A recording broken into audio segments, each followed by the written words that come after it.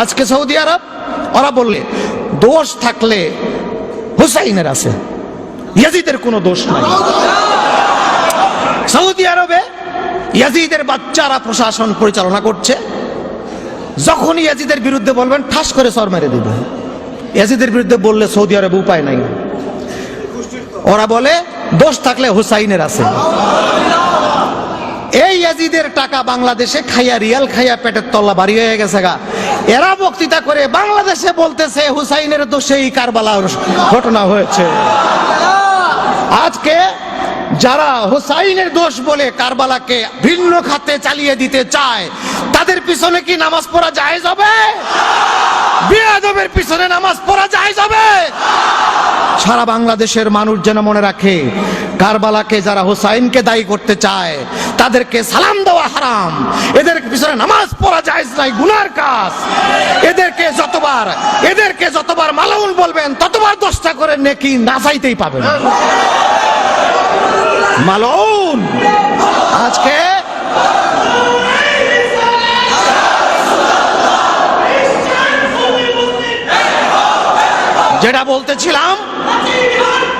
যেটা বলতেছিলাম আমার রাসূল বলবেন বিনা হিসাবে বেহেশত সবাই চলে গেল তো। এবার রাসূলুল্লাহ বলবেন, আল্লাহ বলেন বিচার শুরু করি, রাসূলুল্লাহ বলেন খোদা বিচার শুরু করা যায়। আল্লাহ বললেন আপনি বলেছেন বিনা হিসাবে যাদেরকে বেহেশত আপনি চাইছেন আমি সব দিয়ে দিছি না? রাসূলুল্লাহ বলেন হ্যাঁ।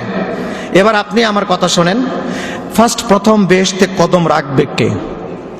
বেহেশতে কদম কে রাখবে? এটা তো একটা ফ্যাক্টর না।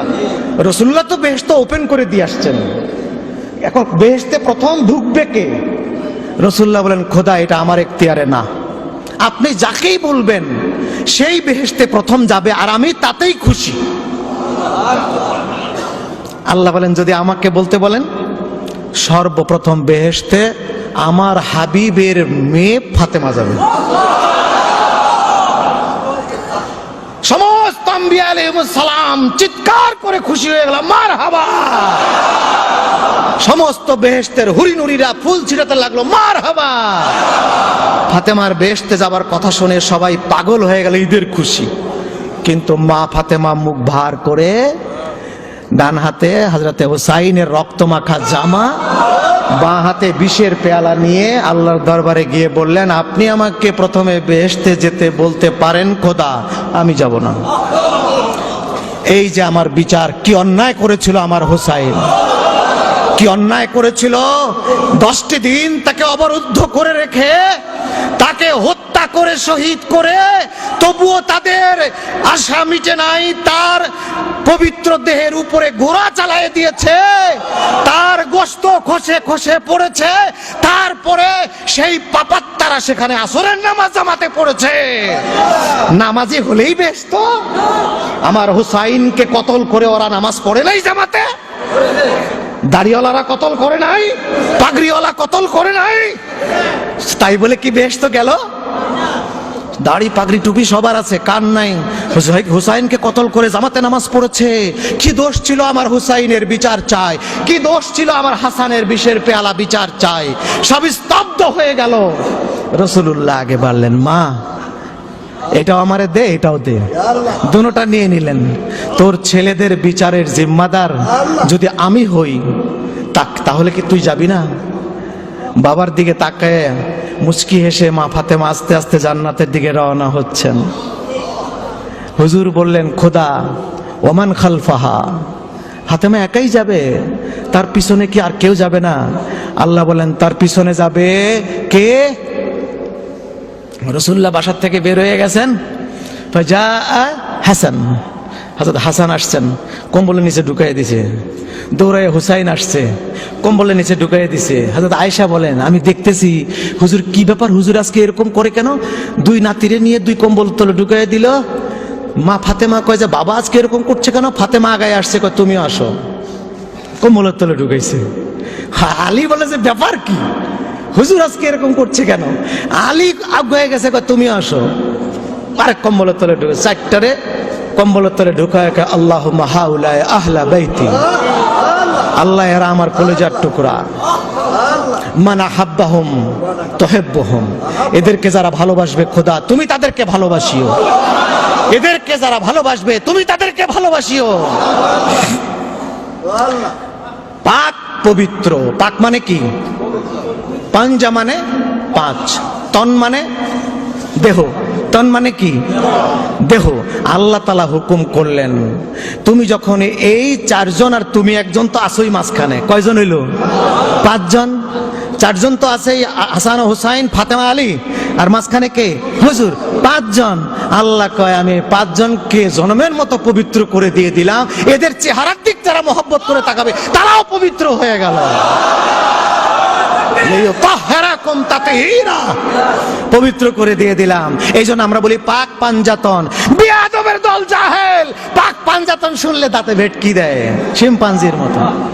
বেয়াদবরা পাক পাঞ্জাতন বোঝে না, কয় কি পাক পাঞ্জাতন? বেয়াদব পাক পাঞ্জাতন পাঁচটি দেহকে আল্লাহ তাআলা এমন ভাবে পবিত্র করেছেন পরশ পাথরের মতো, তাদের সঙ্গে যারা লাগবে তারাও পবিত্র, তাদের দিকে যারা দেখবে তারাও পবিত্র, তাদের সঙ্গে তাদেরকে যারা ভালোবাসবে তাদের সঙ্গে তারা জান্নাতে যাবে। কে যাবে তার পেছনে? বলে তার পেছনে যাবে তার স্বামী আলী। হুজুর বললেন ওমান হুম খালফা, তার পেছনে কে কে যাবে? আল্লাহ বললেন তার স্বামী আর তার দুই ছেলে হাসান হুসাইন। যাও দিয়ে দাও। যেই সাথে দিয়ে এবার হুজুর কয় মা তোর বিচার কি আরো লাগবে?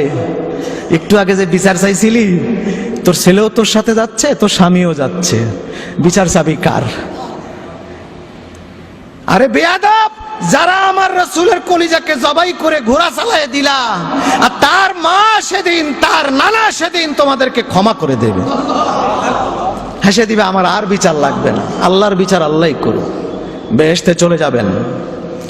সেই হাসান হুসাইন তাদের সোহাদা, তাদের সঙ্গী হযরত হাসাইনের সঙ্গে যারা শহীদ হয়েছেন তাদের উদ্দেশ্যে হুজুর আজকে এত দামি কথা বলেছেন যে প্রিন্সিপাল হুজুর যে রাউদাতুম মির রিয়াদিল জান্নাহ, দোয়া কবুলের বড় জায়গা আপনারা জানেন। সেখানে একটা সতুনে শরীরের কাছে বসে যেখানে হুজুর ইতিকাফ করতেন, বারবার মাথা ঢুকায় দিতেন। জানলা এখনো আছে, জানালা কিন্তু এখনো, যেই জানালা দিয়ে হুজুর মাথা ঢুকাইয়া দিতেন সেই জানালা এখনো আছে, ছোট করে রড দেওয়া আছে। আমার জীবনের প্রথম হজ করতে গেছি, মসজিদে নববীতে দৌড় দিয়ে যাই, একখানে বসে পড়ছি, জানি না পূব পশ্চিম কিছু চিনি না। সকালবেলা ফজরের পর একজনের বললাম ভাই হুজুরের রওজা কই? কয় তোমার বাম দিকে মাত্র 2 হাত দূরে। কি রে কও কি তুমি? কয় এই জানলার এই পাশেই দেখো হয়েছে। আর চমকে গেলাম যে আমি হুজুরের এত কাছে, জীবনে প্রথম গেছি তো শরীর শিহরে উঠলো, হুজুর আমি আপনার এত কাছে। সেদিন বলছিলাম হুজুর আমার একটা কথা শুধু খালি আপনার কাছে আমি বলে যাই, হুজুর আমার জীবনে এটা যেন প্রথম আশা না হয়, এটাই যেন শেষ আশা না হয়, আমি বারবার যেন আপনার কাছে আসতে পারি, আমার এটা আগে কবুল করেন আগে, তারপর অন্য কথা। সেই থেকে নিয়ে 89 থেকে নিয়ে আজও পর্যন্ত আমি নাদান, নালায়েক, আদনা, শুধু এইটুকু পাগলের মতো বলতে পেরেছিলাম, বলার সঙ্গে সঙ্গে কবুল হইল। 89 থেকে আজ পর্যন্ত আমার একবারও মিস হয় নাই হজ। এবার একটা অ্যাক্সিডেন্ট হয়েছে গত মে মাসে, 8 মাস আগে। গাড়ি অ্যাক্সিডেন্ট করে হাইওয়ে থেকে, বগুড়া থেকে নিচে পড়ে গেছি, 4-5টা গাছ ভেঙে চুরে একবারে খাদে, মাথা ফেটে গেল, কোমরের হাড় ফেটে গেল, হাসপাতালে থাকলাম। ভেবেছিলাম, ডাক্তার বলেছে 1 বছর কোনো লড়াচড়া করতে পারবেন না। আমি ভাবছি যে এবার আমার হজ শেষ। কি সুন্দর হজে আগে দাঁড়ায় গেলাম, তাকরা ফাটা ফুটা সব গেল গা, যাই সুন্দর আমি হজ করে চলে আসলাম। আমার এই অ্যাক্সিডেন্টের কোনো প্রভাবই পড়ে নাই সফরে, বরং অন্যান্য বছর হজ করার পর 10-15 দিন বিছানায় থাকি, এবার 10-15 মিনিটও বিছানায় ছিলাম, এবার আমি ভালো আছি। শুনেন, হুজুর সাল্লাল্লাহু আলাইহি ওয়াসাল্লাম হায়াতুন নবী, সেখানে নালিশ দেওয়ার সঙ্গে সঙ্গে আমি 89 সালে দেখলাম সৌদি পুলিশ সুদানিকে মারলো। কি সৌদি সুদানি মারামারি হয়েছে, পুলিশ সুদানিকে মার দিল, সৌদিকে কিছু বললো না। সুদানি সহ্য করতে না পেরে রাসূলুল্লাহ রওজার জালি ধরে বলে হুজুর, ও আরবিতে বলতেছে আপনি বিচার করেন, আমাকে বিনা দোষে মারছে, আমি অন্যায় করি নাই, হুজুর আপনি বিচার করেন। ওখান থেকেও তাকে পুলিশ টেনে সরায় বের করে দিল। বের হয়ে দেখে যেখানে মারামারি হয়েছে সেখানে মেলা মানুষ, যাইয়া দেখি ওই যে পুলিশ তারে মারছে কোমর থেকে নিচ দিকে একদম প্যারালাইজড, ওকে নিয়ে হাসপাতাল গেল। ওইখানে বসে পড়লাম যে ইয়া আল্লাহ, হুজুর সাল্লাল্লাহু আলাইহি ওয়াসাল্লাম এরকম জীবিত এখনো, আর বদমাইশ কুরাইশ বেয়াদবরা কয় মারা গেছে। ইন্না রাসূলুল্লাহি কাদ মাত। ওরা সৌদি আরবরা বলে মসজিদে, আমি মসজিদে 89 সালে 1 বছর জেদ্দা বিমানবন্দর মসজিদের ইমাম ছিলাম। নামাজ পড়ায় যেই ঘুরে বসতাম, মুবাল্লিগ আসতো, কার্ড দেখাইতো, বক্তৃতা করতো, আইয়ুহাল হুজ্জাজ বাদাল হাজ্জি ইমশুনা আলা তুল ইলা বিলাদিকুম লিমাযা তামশুনা ইলা আল মাদিনা أن تمشون إلى المدينة لا لزيارة قبر الرسول وهذا بدعة وأنتم أهل البدعة إن رسول الله قد مات لا يفوز الناس من قبره أبدا أبدا কি বলতো জানেন? জুলখওয়াইসের গোষ্ঠী, জুলখওয়াইসের বাচ্চারা বলতো, এই লোকেরা হজ করার পর এখানে কি চাও? মদিনায় যাও কেন? তোমরা সোজা দেশে চলে যাবা। যদি মদিনায় যেতে হয় তাহলে রাসূলুল্লাহর কবর জিয়ারতের জন্য নয়, ওইটা বিদআহ। যাবা মসজিদে নামাজ পড়ার জন্য, ওখানে 50,000 রাকাত নামাজের সওয়াব আছে। তোমরা তো বেদাতের গোষ্ঠী, আজমিরা বেদাতের গোষ্ঠী, ওখানে তোমরা বেদাত করতে যেও না, ওখানে মসজিদে নামাজ পড়তে যেও। মোল্লা চিনলি খাইলা, মোল্লা চিনলা না। যার জন্য মসজিদ পাইলা নববী, যার জন্য 50,000 রাকাত নামাজের সওয়াব পাইতা, রাসূলুল্লাহ যদি কোন রকম জমিয়তুল ফালা মসজিদে আইতে পারতেন, এই জায়গায় যদি হুজুরের রওজা শরীফ হতো, এখানে নামাজ পড়লো 50,000 রাকাত নামাজের সওয়াব হইতো না? মদিনায় চট্টিয়াল ময়দান, পাথর আর বালু, আবহাওয়া অনুকূল না প্রতিকূল, কে যায় সেখানে যদি আমার রসুল না যাইতো? রসুল গেছে, সোনার মদিনা হয়েছে, রসুলের কদম রাখছে, সোনার মদিনা হয়েছে, রসুলের শরীর সেখানে আছে, আরশ জমিনে চলে আসছে। আর বেয়াদবরা বলো সেখানে মসজিদে নামাজ পড়তে যাও, জিয়ারত করতে যেও না। আর হাবাসি, রাসূলুল্লাহ হাবাসি ভালোবাসতো। হাবাসি ছিল কালো, রাসূলুল্লাহর কাছে ও দূরে বসে থাকতো, কাছে আসতো না। কৃষক, শরীরে গন্ধ, এটা হুজুর টের পাইছে। হযরত আলীউল মুর্তাদাকে নিয়ে চলে গেছে হাবাসির বাড়িতে, যায় দেখে বাড়িতে নাই। আসমা বিনতে উমায়ের তার বউ বাড়িতে নাই। কই গেছে? কয় বাজারে বেচতে গেছে। যায় দেখে তরকারি বেচা কিনা করছে। রাসূলুল্লাহ সাল্লাল্লাহু আলাইহি সাল্লাম পিছন দিক দিয়ে যায় চোখ চিপে ধরছে। যেই চোখ চিপে ধরছে, পেটে এক হাত দিয়ে চোখ চিপে ধরছে, উনি প্রথম একবার বলছে, কে ভাই আমার বেচা কেনার সময় ডিস্টার্ব করো না। হুজুরের হাতের খুশবু গেছে, হুজুরের দেহের খুশবু। হুজুর তো খুশবু ছিলেন, কোন বাচ্চার মাথায় ফু দিত, ওই বাচ্চার মাথা সারাদিন খুশবু ছড়াইত। যেই বুঝছে যে এটা হুজুর, শরীর ছেড়ে দিছে, একদম শরীর ছেড়ে দিছে। হুজুর সাল্লাল্লাহু আলাইহি ওয়াসাল্লাম আরো জড়ায় ধরছে, এই আলী এটা তো পড়ে গেল, পড়ে গেল, পড়ে কেন? আরো শরীর, আরো হুজুর জড়ায় ধরে। কিছুক্ষণ পর দাঁড়ায় গেছে। হুজুর বলে, তুমি এরকম করলে কেন? কয়, হুজুর জীবনে কত স্বাদ ছিল, আপনার দেহ মোবারকে একটু চুমু দিব, কিন্তু আমি পচা, আমি কৃষক, আমার সাহস হয়নি হুজুর। আমার ভাইজানেরা, সাহাবীরা সবাই কত সুন্দর, কত পরিষ্কার, ওদের সাথে, ওদের ভিতর দিয়ে আপনার কাছে যাব, আমার সাহস হয়নি। কিন্তু মনে বড় আশা ছিল, একটা দিন যদি খেলে আপনার ধরতে পারতাম, একটু চুমা দিতে পারতাম। আজকে যখন আপনি আমাকে চোখ চিপে ধরেছেন, এই সুযোগ কি আমি ছাড়ি? আমি আমার দেহ ছেড়ে দিয়েছি, এই জন্য আপনি আমাকে জড়ায়ে ধরেন, আরো ধরেন, আরো ধরেন।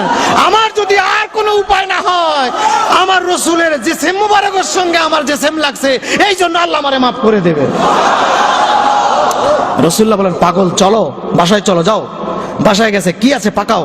হুজুর খেলেন, আমি ঘুমাবো, ঘুমাবার জায়গা নাই, গরিব মানুষ, জায়গা দিতে পারে নাই। হযরত আলী বলে, হুজুর আপনি আমার রানে ঘুমান, বালিশ নাই। আচ্ছা তোমার রানে ঘুমাবো। ঘুমাইলেন, আর উনি বসে আছে। আসমা বিনতে উমায়ের, তিনি ভিতরে আছেন। আস্তে আস্তে আসরের নামাজ, হুজুর উঠে না। সূর্য লাল হয়ে গেল, হুজুর উঠে না। হযরত আলীর চোখের পানি পড়তেছে, জীবনে আমি নামাজ কাজা করি নাই। ও আল্লাহ, আসরের নামাজ চলে গেল, আল্লাহ আসরের নামাজ চলে গেল, কিন্তু লড়ে না, চড়ে না। মাগরিব হয়ে গেল, অন্ধকার হয়ে গেল। তখন হু হু করে কাঁদতেছে, দুনো ওয়াক্ত গেল। রাসূলুল্লাহ উঠছে, আলী কি হয়েছে, কান্দো কেন? লিমাজা তাবকে, কান্দো কেন? হুজুর আসরও গেছে, মাগরিবও যায় যায়, আসরের নামাজ চলে গেছে হুজুর, আমি পড়তে পারি নাই হুজুর, কাজা। তো তুই ডাক দিলি না আমাকে? ঘুমাইছি, তুই ডাক দিবি না?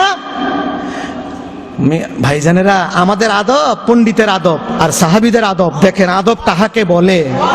আমাদের আদব, আমরা কইতাম, হুজুর হুজুর উঠেন উঠেন, আসর গেল, দূর তোর কি এর নবী, নামাজ পড়েন আবার নবী। আর ইমাম যদি ফজর নামাজ পড়তে না পারে, ওর চাকরি থাকে না, থাকবে? আরে কি কিসের ইমাম, ফজরের সময় উঠতে পারে না আবার ইমাম। 33 বছর ইমামতি করে অভিজ্ঞতা এটাই হয়েছে। আচ্ছা ভালো কথা, রাসূলুল্লাহকে কি বলতাম, নামাজ পড়ে না, নামাজের সময় ঘুমায় থাকে, আবার নবী, কিরকম নবীর পিছনে পড়লাম রে। হযরত আলী কি বলেছেন? হযরতে আলী বলেন, ইয়া রাসূলুল্লাহ, ইয়া হাবিবাল্লাহ, নামাজ কাজা হয়েছে, আমি কালকেও নামাজ পাবো। আজকের আসর কাজা হয়েছে, আমি কালকে পড়তে পারবো, কিন্তু আমার নবীরে আমি ঘুম থেকে কষ্ট দিয়ে কোনোদিন তুলতে পারবো না। ঘুম থেকে আমি আপনাকে কষ্ট দিয়ে তুলবো, এই কাজা আদায় হবে না। রাসূলুল্লাহ কয়, কি নামাজ পড়বা এখন? বলে আসর। বলে হ্যাঁ। বলে হুজুর নামাজ তো কালকে, আজকে তো আর নাই, আজকে তো আসর গেছেই, কালকে সে কার বেটা এখন এখন। তো হযরত আলী বুঝতে পারছে কারবার কিছু একটা ঘটতে যাচ্ছে। হযরত আলী কয়, হুজুর যদি আপনার মর্জি হয় আমি প্রেসার দিব না। হুজুর কয়, রাতে দুঃশামস, এই সূর্য ঘুরে আস। আসমা বিনত উমাইর বলে, ইন্নী রাআইতু বিআইনাইয়া ইয়াতলাউ শামস বাদা গারাবাতিহা, আমি নিজ চোখে তাকায় দেখলাম হুজুর খালি হাত দিয়ে ইশারা করলেন, এ সূর্য, আমার আলী নামাজ পড়তে পারে নাই, একটু ব্যাক করো, ব্যাক করো। বলার সঙ্গে সঙ্গে ডুবে যাওয়া সূর্য আসরের সময় হলো। হযরতে আলী বলেন, তাড়াতাড়ি তাড়াতাড়ি একামত দাও। একামত দিল, নামাজ, আসরের নামাজ সালাম ফিরাই, সুম্মা গারাবাত, আবার সূর্য চলে গেল। আবার একামত দাও, মাগরিব পড়ি। আবার মাগরিব পড়লেন, আসর মাগরিব একসঙ্গে পড়লেন। আসমা বিনত উমাইর হা করে তাকায় রইলেন, এটা কি হলো, কি দেখলাম আমি এটা। সেই জায়গায় সাহাবায়ে কেরাম একটা মসজিদ করেছিলেন, মসজিদে রদ্দুস শামস নামে। এই যুলখওয়াইসের বাচ্চারা, ইয়াজিদের বাচ্চারা মসজিদ ভাঙা দিয়া কবরস্থান করছে। আল্লাহর মেহেরবানি, তুরস্কের তুর্কিরা ওরা তো সাহসী, ওরা যাই আবার পাকা কলম দিয়ে লিখে দিছে যে মাকবারাতু রদ্দুস শামস, যে এটা রদ্দুস শামস কবরস্থান, সেই জায়গাটা এখনো আছে। এরকম বহু জিয়ারতের জায়গা তারা শেষ করে দিয়েছে। এই হলো সাহাবীদের আদব। আর এই এরা হুজুর সাল্লাল্লাহু আলাইহি সাল্লাম, আমরা আমাদের পীর মুর্শিদ যদি থুতু ফেলতে চায় আমরা কি করব? ভাই পিকদানি আনো, পিকদানি, হুজুর থুতু ফেলবে বলবো না? সাহাবায়ে কেরাম কি করছে? হুজুর থুতু ফেলবেন, হাত, আরেকজন কয় রাখ বেটা আমার হাত, আমার হুজুর আমারে দেন। মুসাবাকাত শুরু হয়ে যেত। খালি যার হাতে হুজুর থুতু দিতেন মুখের মধ্যে মালিশ করে কইতো, আল্লাহ আজকে অন্তত আমি কনফার্ম হয়ে গেলাম যে এই চেহারা জাহান্নাম টাচ করতে পারবে না। আর চেহারা যদি দোজকে না যায়, চেহারা থুয়ে আল্লাহ যদি বডি দোজকে নিতে পারেন, চেহারা থুয়ে বডি দোজকে যায় কোনোদিন? চেহারা যখন যাবে না এটাও যাবে না, চেহারার খাতিরে। হ্যাঁ, হুজুর সাল্লাল্লাহু আলাইহি ওয়াসাল্লাম চুল কাটতেন, লম্বা বাবরি চুল কাটতেন। সাহাবায়ে কেরাম, হুজুর আমার, যার হাতে দিতেন চুল চুমা দিয়ে বোতলের মধ্যে বইরা থুয়ে দিত, ভাই আমারে মরার পরে কাপড়ের তলে দিস। খোদার কসম, যদি কেউ রাসূলুল্লাহকে একবার জীবনের চাইতে বেশি ভালোবাসে, সে ইহুদি হোক, খ্রিস্টান হোক, বেনামাজি হোক, নামাজি হোক, যেই হোক না কেন, বেঈমান হয়ে কোনোদিন কবরে যাবে না, না, না। কেন জানেন? হুজুরের যত খাদেম আছে সব কি সাহাবা মুসলমান ছিল? একজন ইহুদিও ছিল। ওই ইহুদি ছেলে সব সাহাবায়ে কেরাম টিপ্পনি, হুজুর এটা কলম ইহুদি, চোপ, আমি জানি। সে ছেলেটা হুজুরের খেদমত করতো, মসজিদে ঢুকতে পারতো না, ইহুদি। সেজন্য হুজুর যখন মসজিদে ঢুকতেন, ওর কাজ ছিল পিছনে পিছনে থাকতেন। যেই হুজুর মসজিদে ঢুকতেন, জুতা দুইটা নিয়ে বুকে রেখে দিত, জুতার সুততালা। আদব, ইহুদির আদব দেখেন। আমাদের আদব কি? হুজুর মসজিদে ঢুকছে, জুতা দুইটা নিয়ে ধুলাবালি ফালাইয়া জুতার তলা একখানা করে পিছনে পাছার উপরে ধরে রাখি, যাতে বালি না লাগে, কাপড় ঠিক থাকে, আমার সাগরিদগিরিও ঠিক থাকে, খেলাপতিও ঠিক থাকে, আমার কাপড়ও ঠিক থাকে। এই হইলো আমাদের আদব। আর ওনার আদব কি ছিল? হুজুর যেই ভিতরে ঢুকতো জুতা নিয়ে ঝাড়তো না, জুতা নিয়েই জুতার সুততালা এই যতক্ষণ হুজুর বের না হইতো এইটাই এখানে নিয়ে দাঁড়ায় থাকতো।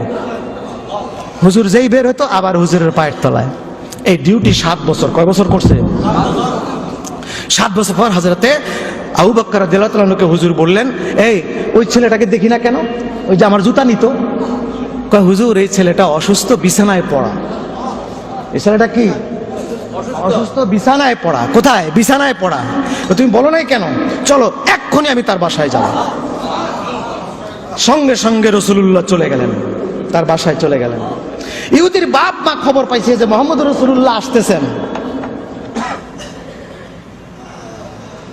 খবর পেয়েছে মুহাম্মদ রাসূলুল্লাহ নাকি আমাদের বাড়িতে আসতেছে। ছেলে যে রাসূলুল্লাহর জুতা টানে এটা বাবা জানে।